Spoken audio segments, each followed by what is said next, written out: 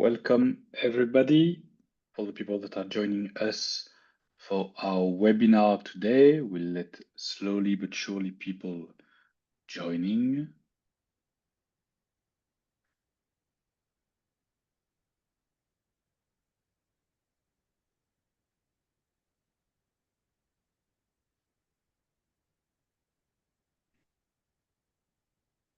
Welcome, everybody. My name is Alexandre Alaphilippe. I'm the Executive Director of EU DisinfoLab.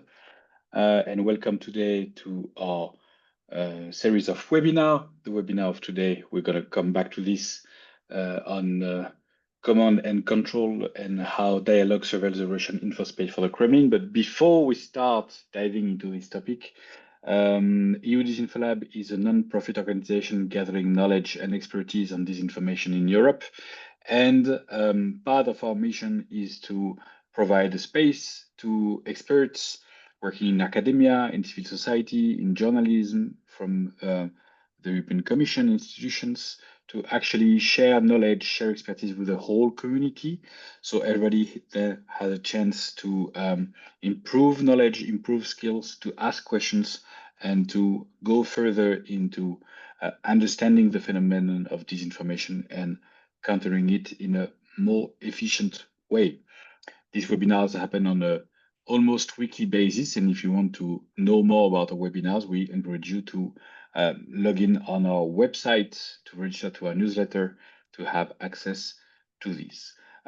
Before we start, just a few housekeeping rules. This webinar is being recorded right now and will be uploaded to our YouTube channel and on our website. This webinar will be held in English, but there are captions and translations available. To do so, you just need to click on CC at the bottom left and then to enable the translation option and to select your desired language as shown in the slide. So with that feature, you can actually have access to live translation and captation of the webinar. Another important part is the Q&A. We will not use the Zoom chat for the Q&A, but we will use Slido. You have a QR code on that slide. If you take your smartphone and flash this QR code, you will arrive on slido.com. You can also use your browser and go on slido.com and use the code #disinfo.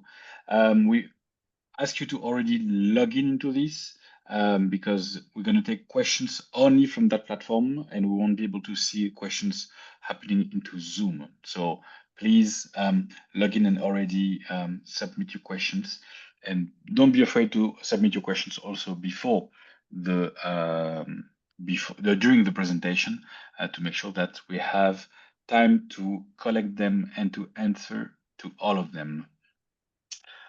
Just to be familiar with Slido, we have a few polls. I'm gonna just start with two small polls on Slido to see how you are and if you are familiar with this. So can you tell us where you are joining us from today? I'm joining from Brussels, and thank you to the team here in Brussels and in Spain. We have people from Brussels, Italy, France, Sweden, Berlin. Quite a diverse audience today. Thank you so much. So interesting because we focus today a lot on dialogue actions in Russia, but we know that dialogue has also been involved into a lot of external information operations targeting many EU countries. We might have the opportunity to talk about it. Very diverse community today. We love this. Fantastic. The second question that we have for you is, from which sector do you come from? This is also very interesting for us to understand where you come from, to better also address your questions and your concerns in society, academia, diplomacy. So very interesting background also here that is helping us to have a good idea. Thank you all for this. It is really, really useful And now we're going to go back to our webinar today. So the webinar today is called Command and Control, how ANO Dialog surveils the Russian infospace for the Kremlin. This talk presents ANO Dialog as one of Russia's key tools for digital information control.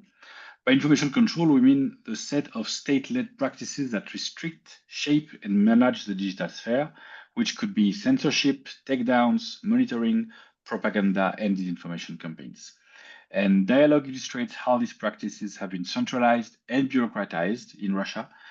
And unlike earlier covert troll farms, it is very different because it's a large, openly operating organization tied directly to the presidential administration in the Kremlin, and it employs thousands across Russia. So not a few people there. We're talking about a mass organization of thousands of people that is coordinating state-run social media groups that are called ghost publics, and that has already been sanctioned by the EU, by the UK, and the US. And in this session, we will all get to know how ANO Dialog works, why it represents a new model of state-controlled disinformation, and what its reach means for the information space today. Before introducing our speaker today, Serge, a mistake I'm doing a lot is like ANO Dialog is not, you cannot summarize it as ANO. ANO is basically the juridical form in the bureaucracy. It's just like to say like private company, for instance, or non-for-profit organization. So important to keep ANO as just a side, but the real name of the organization is Dialog. We're very happy today to be joined by Serge Poliakoff. Serge is a postdoctoral researcher at the chair of media studies of the University of Amsterdam. He investigates disinformation and propaganda ecosystems using OSINT, and in that case, very interesting CV analysis to map organizational structures, practices, and their role in digital authoritarianism and information control. Welcome, Serge. We're very, very happy to have you here with us today. Thank you. Thank you for your introduction. I will start showing my slides. I hope you can see it. All works very well. Perfect. So, overview of the presentation, briefly. So, what is motivation in ANO Dialog? How does it represent shift from the previous operations made by Russia, such as Internet Research Agency? Then, what is ANO Dialog exactly? What is the core innovation to the system of Russian digital authoritarianism? What is our method of studying them? And then a bit of new stuff that you won't find in my paper. I will show you a bit about ecosystem of Ghost Digital Complex. And we talk a bit on implications of this. So why we need to speak about ANO Dialog and such organizations? So like what we see now, that especially after the full-scale invasion of Ukraine, but already before this, Russia started moving from beyond outsourced disinformation operations, such as was classified IRA or like security services disinformation operations, to more centralized and bureaucratized apparatus integrated into public administration. And scale of this, like as you said, is much bigger. It's represented in every Russian region and also on the temporarily occupied territories of Ukraine. And policy gap here is basically that IRA was like we saw it as a rogue actor, and now it's basically like we have ANO means NGO, like one of the forms in NGO in Russia. So ANO like it's NGO which is actually doing not the work that they are saying that they are doing. So researchers' scope and questions is basically how Russian state innovated the digital information control since 2019 and focus on organizational structure, labor markets, and tool chains. So material here is like two data sets. So one was created for ERC project Truth and Form in October 2023. About this, I've written a paper. It's a data set of 1,300 of CVs of employees and from like former and current employees of ANO Dialog, and we have a new data set. I will be speaking a bit about this, and more will come after this talk. Is what we're doing at the Horizon Europe project, Social Media for Democracy. We have around 2,200 CVs of ANO Dialog. And basically this number already is showing that since we started researching ANO Dialog, it's expanded. So like what was the situation between like before also like Prigozhin started first conflicts with presidential administration? It's like reliance on this covert operations such as IRA and the possibility of Russian state to have a plausible deniability based on this. But 2019, ANO Dialog was created, initially focused on Moscow to collect like feedback on the citizens of about what's happening in the city. And then when pandemic started, ANO Dialog was tasked for statewide monitoring. And 2020 in Russia, they have these constitutional amendments, which was like ANO Dialog was involved as well. And we see basically that since 2022, it's integrated completely into Russian war efforts and the digital occupation also of temporarily occupied territories of Ukraine. So what is the method? So like I'm developing this method for a few years already. I've written a papers on IRA and Prigozhin's Patriot Media Group based on the same method. So it's like we call it Ocean CV analysis method. So idea is basically that we are gathering anonymous CVs of former employees of companies which are published on Russian job seeking portals. And it's kind of like first a bit of findings that these CVs are quite open and people are proud of their experience working in such entities. So we extracting job titles, task description, and career histories. We mapping them to some software tools, to labor markets, and yeah, it's all approved by universities' ethical commissions. All of the data is pseudonymized, and we are making sure that no individuals can be traced back to the data. So what is ANO Dialog? As I said already, officially it's an NGO. De facto, it's like the thing that's monitoring and controlling Russian digital informational space and under supervision of presidential administration and specifically under the cluster of Sergei Kirienko. It officially receiving funding from Russian federal budget from Ministry of Digital Development, and they have another money influx for basically for the digital occupation for they work on the what they call new territories, but de facto it's temporarily occupied territories of Ukraine. So what they say they do, they are establishing platform for digital dialogue between state and society. By de facto they do like surveillance, like trying to do this like feedback and controlling what people write internet and kind of like narrative control as well. So as we said, it was sanctioned by European Union, United Kingdom, and United States in 2023, 2024, and it's a bit connected to so-called doppelganger campaign. We will be talking about this later on. So what is four core innovations that we found looking at ANO Dialog compared to previous models such as Internet Research Agency? First of all, is openness versus secrecy. Second is direct state subordination and direct money from the state, nationwide geographic presence, and we see a bit of fade of in-house trolls, like the ones who have been working for Prigozhin and have been writing comments. And we see now how they are building infrastructure. So they are building this network of ghost publics, which I will be speaking in a bit. So first of all, plausible deniability is gone. ANO Dialog operates openly, it records publicly, it signs university partnership, hosts public forums. One was just a couple of weeks ago. It was like dialogues about fakes. They do it yearly. They report directly to the presidential administration, as I said already, and it gives presidential administration because they have this kind of like central of regional control in every region. So these centers are doing kind of like digital works for the governors as for the municipal authorities, but it also provides presidential administration possibility to supervise these local authorities. Significance here is also that, like, as I said in the beginning, disinformation is not a black op, it's standard administrative procedure among other things.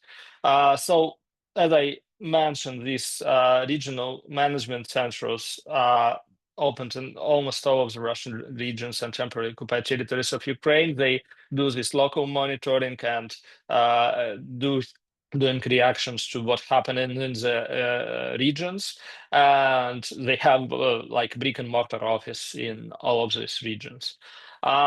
Ghost public network is most interesting things that they are doing. So they are managed to lobby the law, which requires all of the Russian public institutions like school, kindergartens, hospital, theaters to maintain social media pages in Russian social media. So it's either BK or Telegram. So the scale here is just approximate. It's basically much bigger. You can just like see how many schools or kindergartens Russia has. So they doing some content plans for these teaching teachers and some like people at theaters and bureaucrats to publish there. And they have basically this kind of like network for amplifying state propaganda, but not only. So, for example, the first case that I saw how ghost publics are working really was at the night of the mutiny of Prigozhin, because they were used to spread this like message that Putin made on the morning of the second day of the mutiny. So this way they are covering kind of like people who are not watching television, and basically they reaching more or less all of the Russian citizens who have something to do with like with the public, because like either your kids are in school or you are in the university or something like that. This way this kind of message will reach you through this network. Here is a reconstruction of the headcount of ANO Dialog.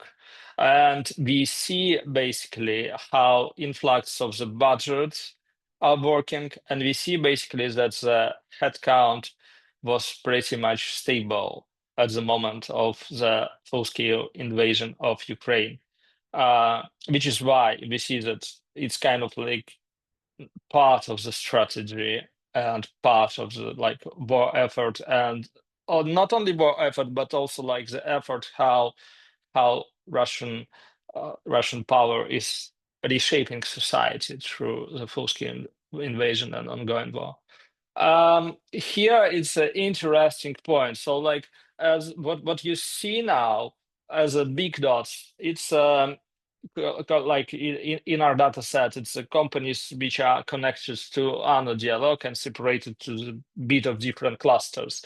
And what you see as a colored circles in blue and in violet, it's other companies that people are sharing. So like it's kind of like showing in what kind of industry and labor market ANO Dialog is located. And previously, research was thinking that disinformation for hire or like disinformation production organizations or troll farms, they have been located at the media market. And we see now basically that we have a bit of switch. So it's kind of like sticking to this like government companies. So mostly people who have been working at ANO Dialog and have been working at this kind of like regional administrators, some of them state media universities, but mostly it's people who have been working for the government one or other way, and it's the same kind of like companies that they are landed after they leave ANO Dialog. So we see kind of like trend of professionalization, because like what Prigozhin did, he hired a lot of students in St. Petersburg at the time when start of the war in 2014 like sparked the crisis. And here we see that it's more like bureaucratic people, mid-career professional journalists, sociologists. They have a sociology department as well. And also it's interesting, they have now partnership with many universities to train these digital state communicators. So they are kind of like having this foot in Russian educational system as well. So what they do at ANO Dialog, so it's an overview, basically what they do. So first of all, they do this kind of like incident management, and the kind of like good that they provide. They are looking for the citizen complaints from social media and making regional authorities to respond for them. By de facto, they do like global media monitoring for Russia. And also it used not only for incident manager, but also from Medialogia and brand analytics. So they are using also commercial monitoring tools, and they do this monitoring 24/7. And they also have this kind of like traffic light risk system. So when something is happen in social media, they know about this and they trying to do something about it. Content unit, it's like producing templated post for ghost public networks. Analytical units basically are analyzing also all of this data that they are gathering, and they have also like kind of like a fake news unit, or what we used to call as the trolls. So it's basically they do this debunking via war on fakes, which is known also, and they supposedly do a lot of AI kind of like commenting work as well. And here, basically, the idea that ANO Dialog is part of the global, more global framework in Russia, which they call themselves Ghost Digital. So I trying in this scheme to recreate the idea what is Ghost Digital and who are the actors in this network and how does it work. So basically, like, let's start with these four. So ANO Dialog, Roskomnadzor is a media regulator, BK and Naklasniki, it's Russian social media, and Gosuslugi is Russian e-citizenship portal. So e-citizenship portal have information from tax authorities, banks, etc., etc. Also, like there is like as we have BK and Naklasniki in the map, we need also to have Russian media space, Telegram, Western social media space, and Western media space. So what like ANO Dialog is monitoring mostly Russian media. So it's VK and Naklasniki. Roskomnadzor is monitoring everything which is in Russia. And we know from CVs that ANO Dialog is also monitoring Western social media platforms, including Facebook, which is labeled as extremist in Russia. So what can be done with results of this monitoring? So the results of this monitoring can be reported to repressive apparatus. So like ANO Dialog claims that they did it, like they cooperated with friendly security services during the COVID. So that's why now with this like laws about fakes, ANO Dialog have a possibility to report on the results of their activity to repressive apparatus. And also it's interesting that in CV they mention also OSINT and geo-tracking, so that's why they can technically also try to find people who are like posting fakes but don't want to be found. So Ghost Publics is this system that I showed to you, and it's connected mostly to Wiki and Naklasniki. And also they are trying to integrate it with Gosuslugi. And Gosuslugi is slowly getting like kind of like connected and integrated with Wiki. So they want to have this kind of like possibility to pass data from there and back. And ANO Dialog teach public workers, and public workers are doing these postings to Ghost Publics. Also, UNARME, which is, I guess, sanctioned as well, is very involved to postings at least about schools. They train bloggers, and bloggers now can post not only to Ghost Publics, but basically everywhere on all of the social media platforms. And interesting that Russian Orthodox Church has a similar structure in parallel. So they called it also. When I was looking information about Ghost Digital sector, I found that Russian Orthodox Church have this like kind of like school for priests, and priests aim to publish to church social media pages. So ANO Dialog also cooperating with Russian universities. They connected to Doppelganger campaign, where they connected also with social design agency and Struktura. There is reports that Russian universities people have been writing text for Doppelganger campaign, and it's basically this like not Doppelganger itself, but I would say more like social design agency. It's like part of the ecosystem which is targeting foreign for foreign countries. Also, Word on Fakes, and Word on Fakes is active on Telegram, but also it's also active in the foreign media space. So here is idea that basically ANO Dialog is not alone. So there's like other companies. Kirienko cluster itself is bigger, so that's why what I'm doing now, I'm inquiring into the whole ecosystem, looking not only at people at ANO Dialog, but also like at social design agency, at Struktura, people who are operating at Ghost Publics and trying to map this as a kind of like new labor market in Russia. So what is like additionally what they do, like that's like what I saw in the schools publics. There is a lot of curating of memory politics, aggressive militarization of school pages, especially in temporarily occupied territories of Ukraine. As I said to you in this like slides and the presentations that I showed to you, that it might be used, this data might be used to prosecute citizens under fake news laws, and what is important for European policymakers. So that's like Russian disinformation is not campaign based anymore, and there is no farm anymore. There is a whole public sector which is involved in this some way or another. This method has some limitations, obviously, so it's only self-reported data. So we have just a little information about like real black ops and some like foreign operations, but still it's like it's the best data that we can get on these employees, on the toolkit, and on the place on the labor market. So key takeaways here. So ANO Dialog represents a new model of integration in disinformation to state apparatus. It leverages the public sector workplace as a force multiplier. It fuses public service delivery with surveillance, and countermeasures must target the infrastructure and not just individual narratives and companies. You can read more about this in my paper, and I am eager to listen to your questions. Thank you.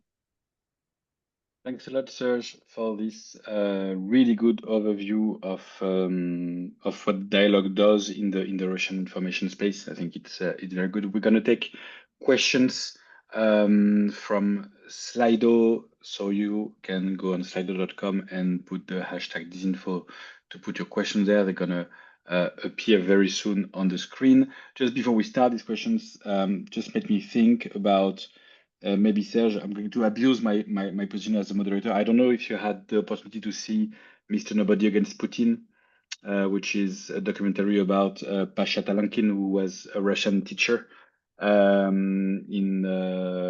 inside Russia, and that could actually document through filming what happened in the school with all the new instructions that were given to teachers, the mandatory filming of the patriotic songs, the défilé, the parade of kids, and also all the militarization, with including PMC Wagner coming to the school to present what they were doing and to start recruiting kids at the age of 12, 13, 14. So if you didn't have the chance, I think you can see at some point in the documentary to see like they receive some kind of instructions from the government about what needs to happen within the school in terms of also of public reporting. And given to what you presented today, it looks very interesting and very close to what Dialog is doing in terms of really militarizing all the information space and all the public spaces under the state propaganda. Well, I also find it very interesting that the organization is called Dialog when there is absolutely no dialogue at all between between these stakeholders. I think it's another very good illustration of how this regime has been good at emptying words of their meanings very, very deeply. I don't know if we can share the questions. I can see some of them there. I can take it already directly.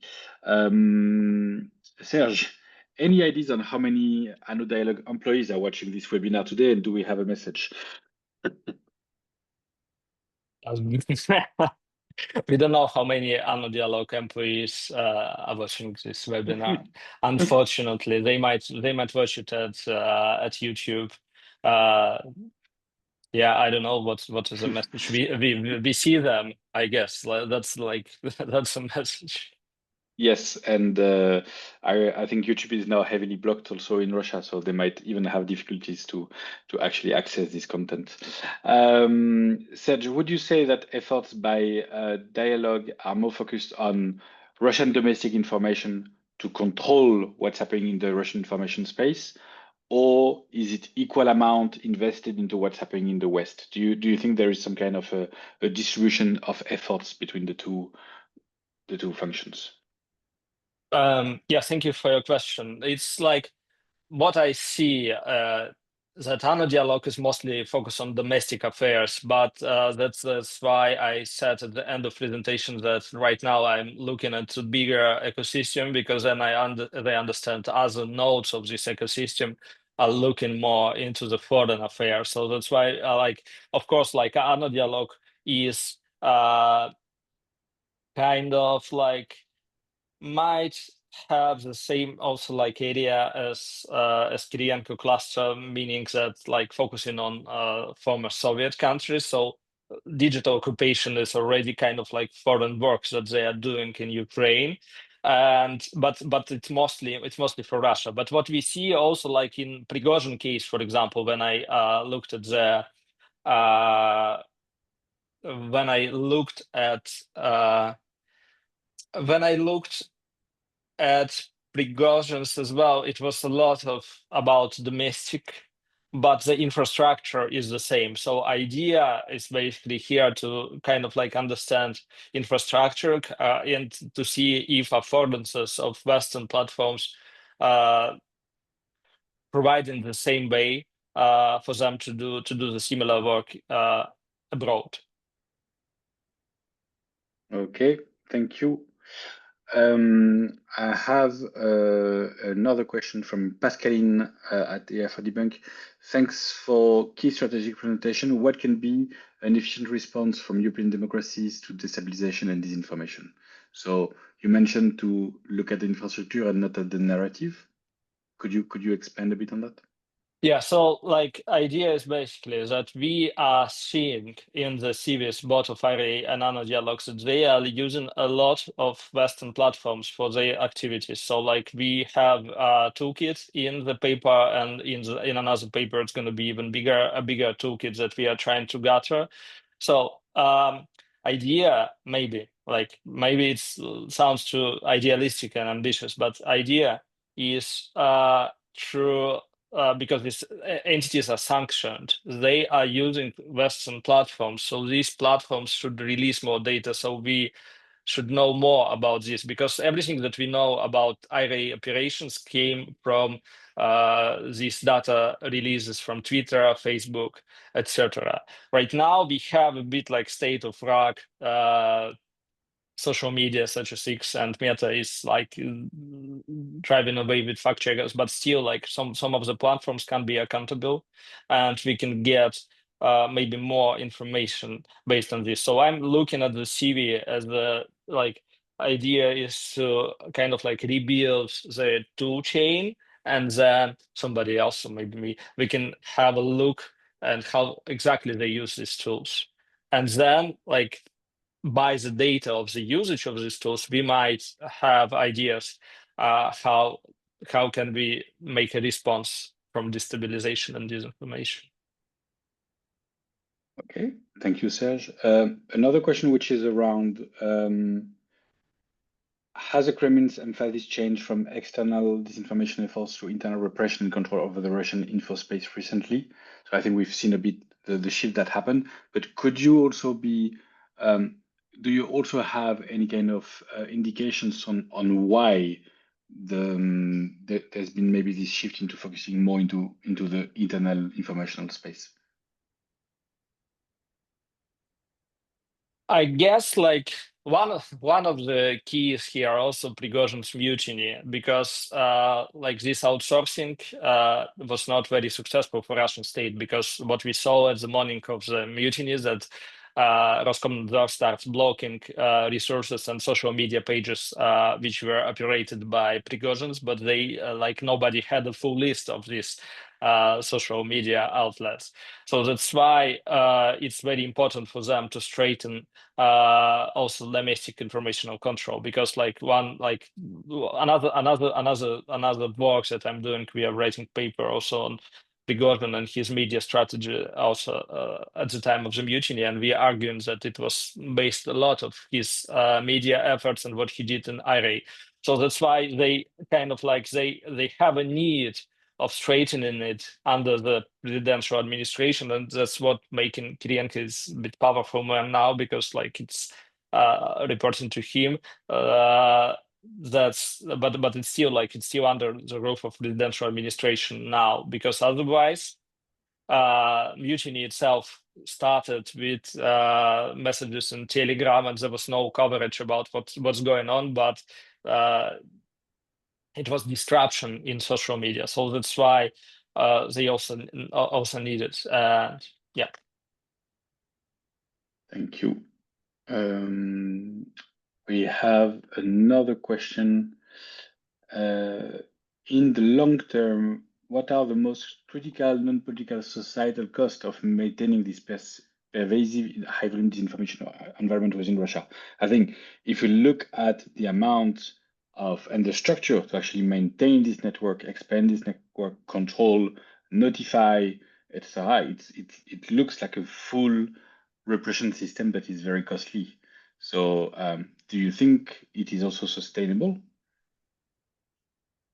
Yeah, it's more or less sustainable, because that's the package that they get, because they can do also some like real governmental work. So that's like the problem of this. That's like they do monitoring for like societal cases which are important on the regional level as well. So that's why it's kind of like it's a clever decision to integrate it with the state apparatus. So that's why like in they not only repress, they actually do some of the work that they are saying that they are doing. So it's kind of like a bit like double face of this e-citizenship idea. So basically you have services, but these services are also like can help you, but they are watching you as well and doing this kind of job as well. So that's why it's like they probably doing some of the works that they are aimed to do, but the like high control under the information is very important. Yeah, and do you think, I think it's a bit linked, we've seen that in other authoritarian states such as China, this kind of centralization of notification, centralization of like social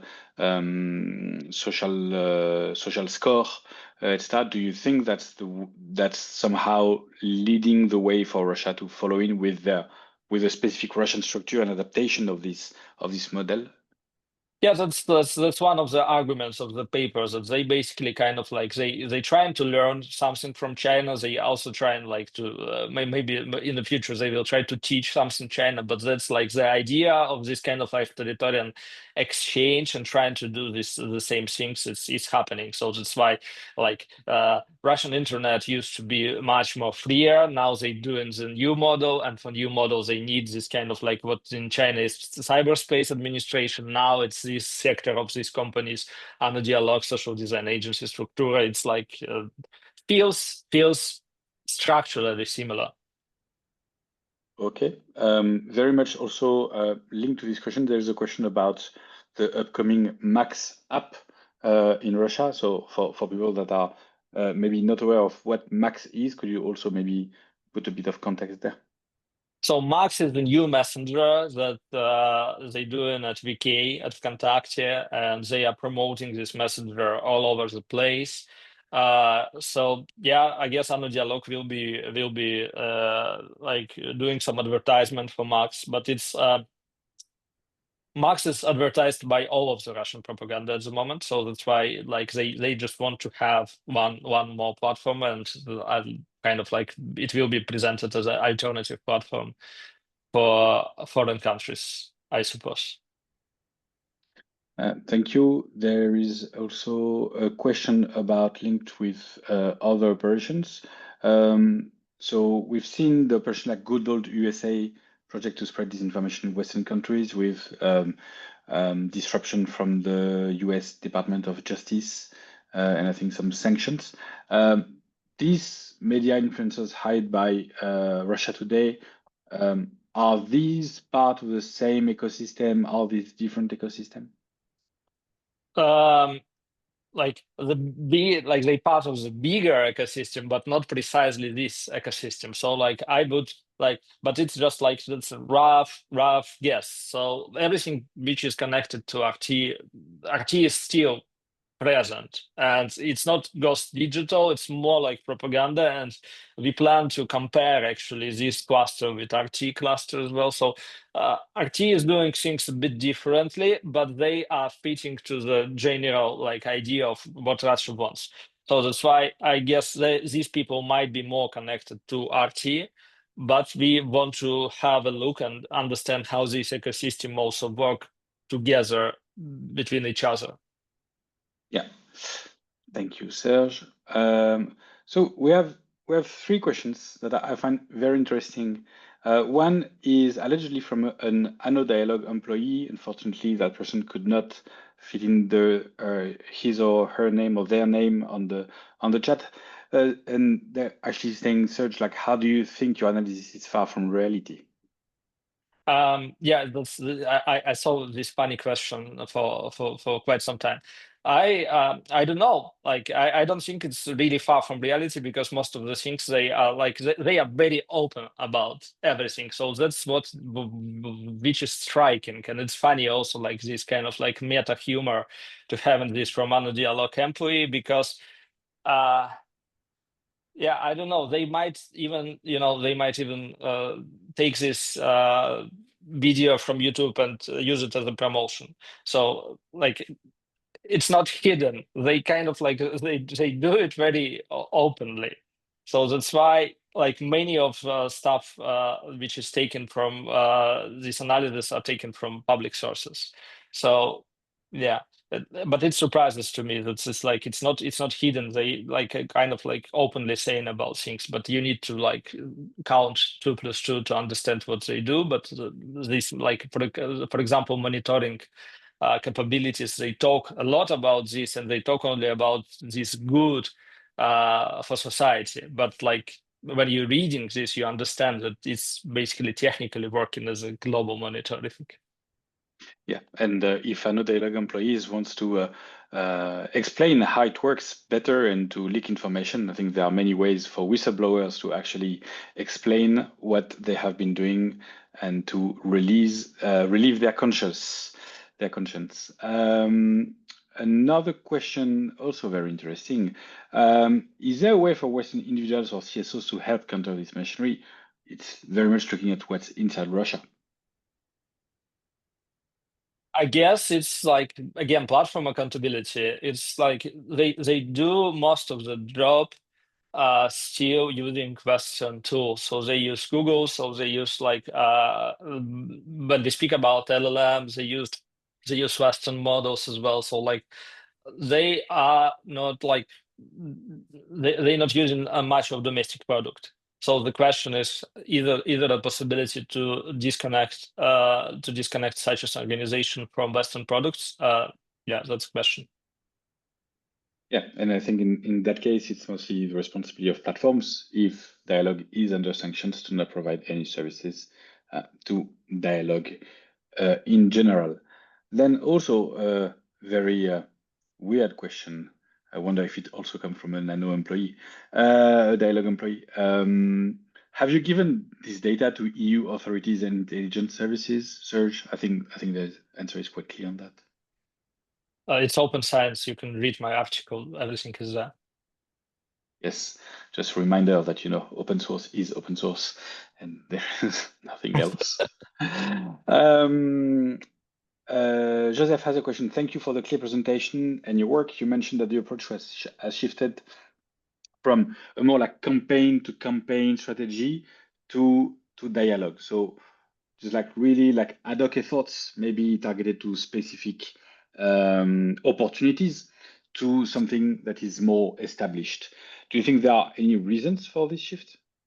Yeah, like reason is first like bureaucratization of the processes, lack of need of plausible deniability, failure of Prigozhin as a political entrepreneur who basically made IRA famous for these kind of like campaigns, and the need to have these people under the state roof, but at the same time need for these people, as we spoke with like other question about monetary problems, either not too expensive to have this, so like needs to have these people doing some other work at every day, and also the full-scale invasion and war which is going on. So that's why like basically I would say that Russia is in campaign almost for years already. So that's why like the main campaign now is a full-scale invasion. So that's why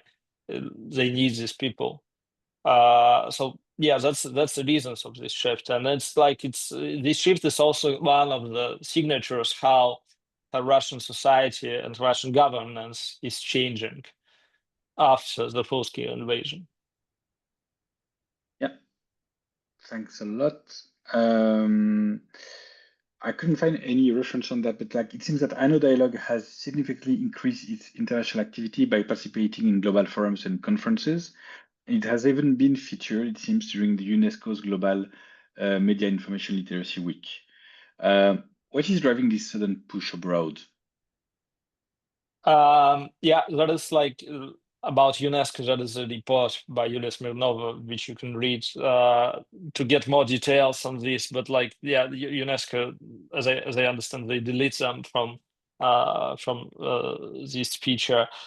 They trying to establish themselves. If you like, you have a possibility to look a bit what has been happening in this dialogue on fake events a couple of weeks ago. So they are channeling this Russian propaganda narratives of Russia as a decolonizing force in global majority and stuff like that. So that's why they want to, like, as Russia itself, they want to have feet in some international organizations. So they want, they even like some of the Russian media picked up as a title that they want to do this conference next year in China. But if you read more carefully, it's understand that it's not about setting conference in China, but it's like it's a hint that they are sending. Yeah. Serge paper says that the ANO Dialog is also closely linked to the Doppelganger campaign. Can you further explain that connection? Do you see connections to any other external influence campaigns? They do influence campaigns, so they are connected to Doppelganger. It's like it's by the leak of Doppelganger campaign. So that's why it's a triad now. So ANO Dialog, Struktura, Social Design Agency. So idea now is basically to try to understand what is going on. We don't have mentions of these foreign campaigns in CV datasets, but we have mentions of few of the foreign politics. We have mentions of few of the foreign languages. So that's why we want to dig deeper into this, and we have the new data set which we need to study. So that's why I hope the upcoming research will answer this question. Thank you so much, Serge. I think we are running out of questions for today. So I think to summarize, so the ANO employee was not really an ANO employee. We'll see this. Thank you so much, Serge, and thank you for your time. Good luck with the upcoming papers, but really good to understand how these kind of efforts are not only looking at external effort, also looking at internal effort, and how we can see the apparatus of domestic surveillance of information ecosystem, and at the same time, similar techniques being used to influence external informational ecosystems. So really interesting to know this, to have a better understanding of how these efforts are also sustained by a lot of public procurement and public contracts to actually continue this work on a daily basis in Russian life, unfortunately, for freedom of access to information and freedom of speech. That's it for today in our webinar. As we mentioned, this webinar will be available on YouTube. We will also have, until the end of this year, 2 additional webinars, which will be the last one of 2025. One on 4 December, which will be called Starting Over, a new strategy for US information integrity, just looking at how we can conceive and redesign a better informed US informational integrity, which be with Adam Fivenson, who's an independent researcher. And on 11 December, Emmanuel Vincent from Science Feedback will join us to talk about how platforms are covering disinformation and how they're doing it very much. And he will introduce cross-platform measurements from 6 very large online platforms in Europe. And we can't wait to see this. The links to register are available on the website, will be made available on our social media on Blue Sky and LinkedIn. Feel free to join us for these last 2 webinars. Thank you everybody for this excellent webinar. Thank you again, Serge. And we will be in touch very soon for new webinars. Have a good day, everybody. Thank you.